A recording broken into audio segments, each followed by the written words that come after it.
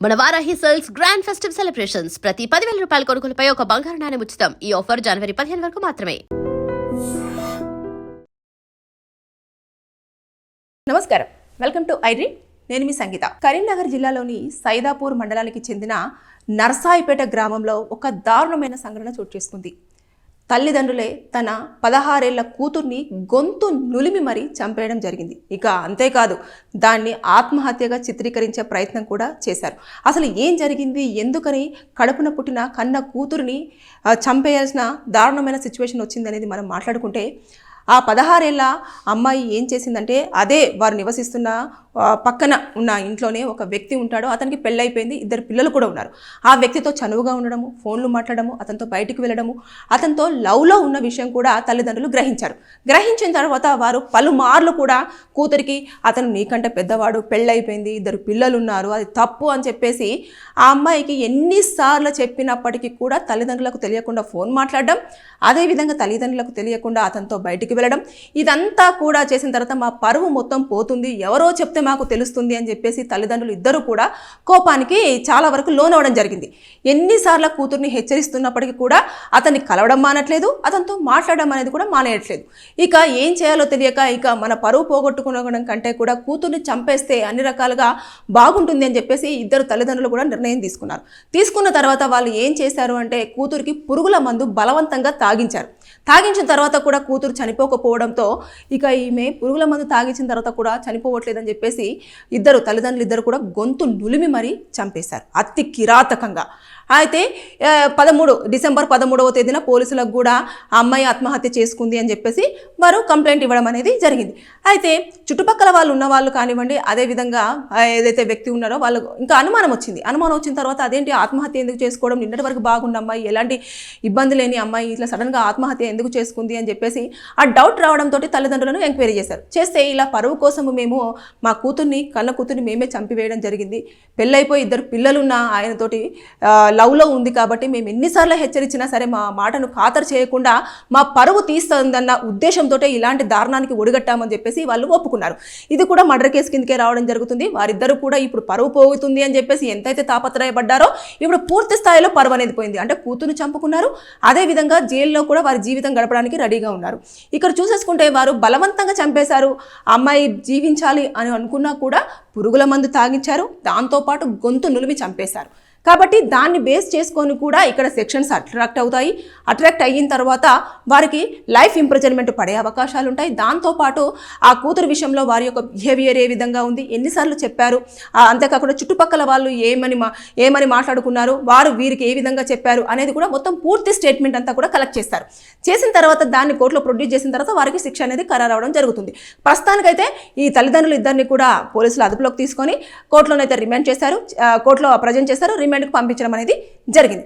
ఇక ఇప్పుడు పోలీసుల యొక్క ఎంక్వైరీ అనేది స్టార్ట్ అవుతుంది అన్నట్టు. స్టార్ట్ అయిన తర్వాత ఇప్పుడు ఏ వ్యక్తితోనైతే ఆవిడకు సంబంధం ఉంది, అదేవిధంగా లవ్లో ఉంది అని చెప్పేసి అంటున్నారో, ఆ వ్యక్తి దగ్గర నుంచి కూడా స్టేట్మెంట్ కలెక్ట్ చేస్తారు. స్టేట్మెంట్ కలెక్ట్ చేసిన తర్వాత నిజంగానే ఆ అమ్మాయి అతనితో లవ్లో ఉందా, లేదు అంటే ఊరికైనా సరదాగా మాట్లాడుతూ ఉందా అనే విషయాలను కూడా వాళ్ళు చూస్తారన్నట్టు మొత్తం పూర్తి స్థాయిలో. కానీ ఇక్కడ ఇంకొకటి ఏంటంటే, బేసిక్గా ఈ మధ్య కాలంలో పిల్లలు 17 ఇయర్స్, 16 ఇయర్స్, 19 ఇయర్స్ వాళ్ళందరూ కూడా మోర్ దెన్ 35 ఇయర్స్ వాళ్ళకే అట్రాక్ట్ అవ్వడం అనేది జరుగుతుంది. ఎందుకు అంటే వాళ్ళు ఎక్కువగా కన్సర్న్ చూపించడం కానివ్వండి, వారిని బయటికి తీసుకెళ్ళడం కానివ్వండి, అదేవిధంగా వారిని మూవీస్కి, అంతేకాకుండా వారికి కావాల్సిన ఫుడ్డు, రెస్టారెంట్స్, తర్వాత నెక్స్ట్ సినిమా హాల్స్, ఇలాంటి చాలా చోట్లకి తీసుకెళ్లడము, తల్లిదండ్రులకు చెప్పకుండా వారికి కొత్త కొత్త బట్టలు కొనిచ్చడము, ఇలాంటివన్నీ చేస్తున్న వాటిల్లో వాళ్ళు ఏం చేస్తున్నారంటే చాలా అట్రాక్ట్ అయిపోతున్నారు. అరే నా పేరెంట్స్ ఏం జరుగుతుందో పట్టించుకోరు, ఇకపోతే ఈ పిల్లలు ఎంతసేపు సోది చెప్పినా సరే వాళ్ళు అని కొడుతూ వారు చెప్పేదంతా పూర్తి స్థాయిలో వింటూ ఉంటారు. కాబట్టి నా యొక్క బాధను వినడానికి ఒక వ్యక్తి ఉన్నారు అని చెప్పేసి వాళ్ళు అక్కడ అట్రాక్ట్ అవుతున్నారు. ఇక వారికి ఏదైనా కావాలి అంటే ఖచ్చితంగా వారు వెంటనే తీసుకొచ్చి ఇవ్వడం అనేది జరుగుతుంది. వాళ్ళు కోరుకునే కోరికలు ఏం పెద్దగా ఉండవు.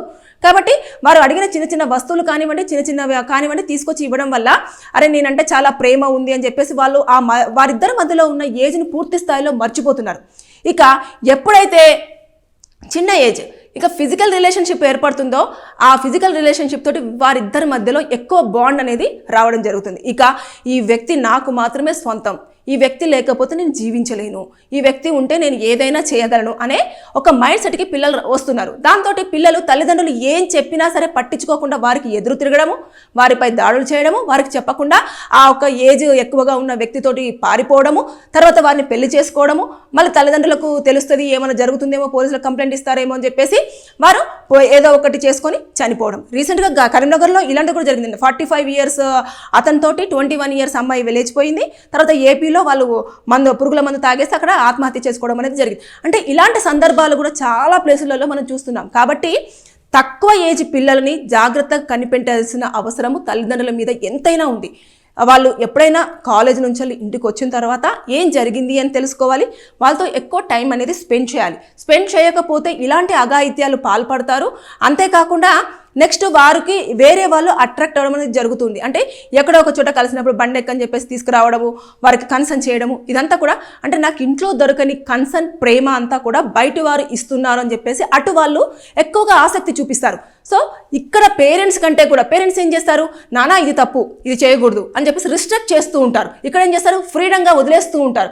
అయితే వీళ్ళు కంపేర్ చేసుకుంటారు. కంపేర్ చేసుకున్న తర్వాత ఇక్కడ నాకు ఫ్లెక్సిబిలిటీ ఉంది, అంటే ఇక్కడ నేను చేస్తున్నది కరెక్ట్, ఇక్కడ నేను చేస్తున్నది తప్పు అనేది వాళ్ళు జడ్జిమెంట్ చేసుకోలేని సిచ్యువేషన్లో ఉంటారు.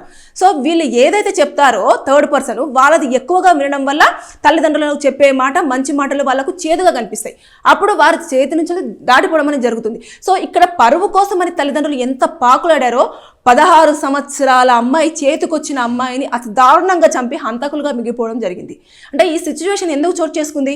తల్లిదండ్రులు చెప్పే విధానం అంటూ ఒకటి ఉంటుంది. నేను అది ప్రతి ఒక్క వీడియోలో కూడా చెప్తున్నాను.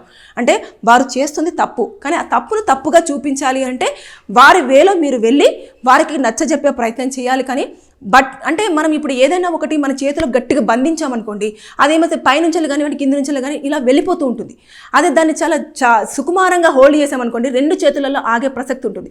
కాబట్టి ఇలాంటివి మనం చూసుకోవాలి. కానీ దాన్ని గట్టిగా బలవంతంగా అదిమి పడదాము అని అంటే మన చేతుల నుంచి మిస్ అయిపోయే ఛాన్సెస్ ఇక్కడ చూస్తే అర్థమవుతుంది. సో పిల్లలు ఈ రోజుల్లో ఎక్కువగా ఎవరైతే వారికి టైం ఇస్తున్నారో, అంతేకాకుండా ఎవరైతే వారిపైన కన్సర్న్ చూపిస్తున్నారో, వారికి కావాల్సిన అవి వారికి అందుబాటులో ఉంచుతున్నారో వారిపైన ఎక్కువగా ఇంట్రెస్ట్ చూపించి తల్లిదండ్రులను విలన్స్గా చూసే రోజులు మనం ఇక్కడ ఎక్కువ చూస్తున్నాం.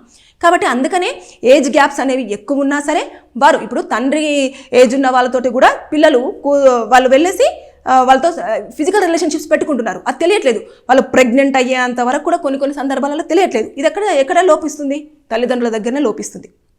అదేవిధంగా వాళ్ళు మాట్లాడుతున్నప్పుడు వెంటనే నాన్న అతను మన ఇలా ఉంటుంది రోజులు ఇలా ఉంటాయి అని చెప్పాలి. అంటే మన దగ్గర ఒక దరిద్రం ఏంటనంటేను ఏదన్నా విషయం ఒక అబ్బాయి అమ్మాయి మాట్లాడుకుంటే వెంటనే వాళ్ళకు ఒక లింక్ పెట్టేస్తారు.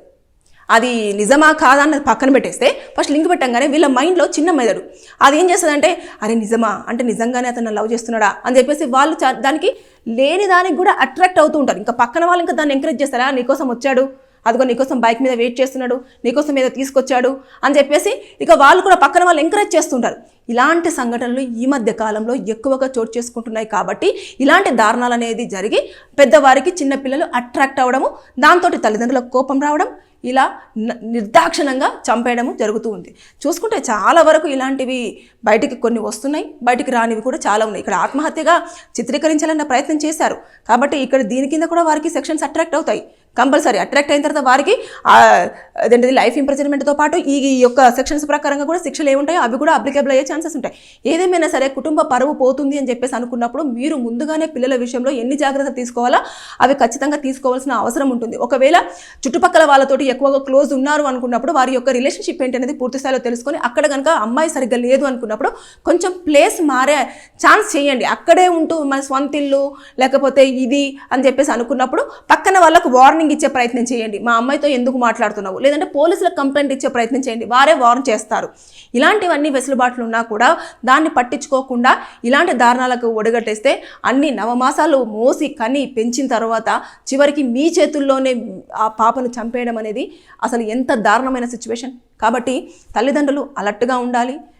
ఎవరైతే పిల్లలు ఎక్కువ ఏజ్ వారితోటి కొంచెం ఇంటరాక్ట్ అవుతున్నారు లేదంటే ఎక్కువ కన్సర్న్ చూపిస్తున్నారు అన్నప్పుడు కొంచెం వారికి నచ్చజెప్పే ప్రయత్నం చేయండి. మీ వల్ల కాని పక్షంలో పోలీసులను అప్రోచ్ అయ్యి ఆ వ్యక్తి మీద కొంచెం కంప్లైంట్ చేయండి. చేస్తే పోలీసులే నెక్స్ట్ స్టెప్ ఏం తీసుకోవాలి అనేది తీసుకునే ప్రయత్నం చేస్తారు. అంతేకాని ఇలా పిల్లల్ని మాత్రం చంపుకునే ప్రయత్నం అయితే చేయకూడదని ఈ వీడియోలో చెప్పాలనుకుంటున్నాను. Thank you. And for more videos, Please subscribe to iDream. Please subscribe to iDream. Please subscribe iDream. And please subscribe to iDream. For more videos, subscribe to iDream. please like, share and subscribe to the channel. Congratulations, iDream. Subscribe to iDream. Subscribe to iDream. So subscribe to iDream Media. iDream ki iDream team అందరికి huge congratulations. Please subscribe iDream Media. Please subscribe to iDream. Subscribe iDream. Please subscribe to iDream. iDream అంటే నా కళల ఛానల్ను subscribe చేసుకున్న నోరు తిరుగుతలేదు. మీరైతే గంట గుర్తు కొట్టండి. For more such videos, please subscribe to iDream. Subscribe to iDream. Please subscribe to iDream. Please subscribe iDream Media. Please do subscribe to iDream. Please subscribe to iDream Media. For best entertainment and information, please subscribe iDream. And don't forget to subscribe to iDream.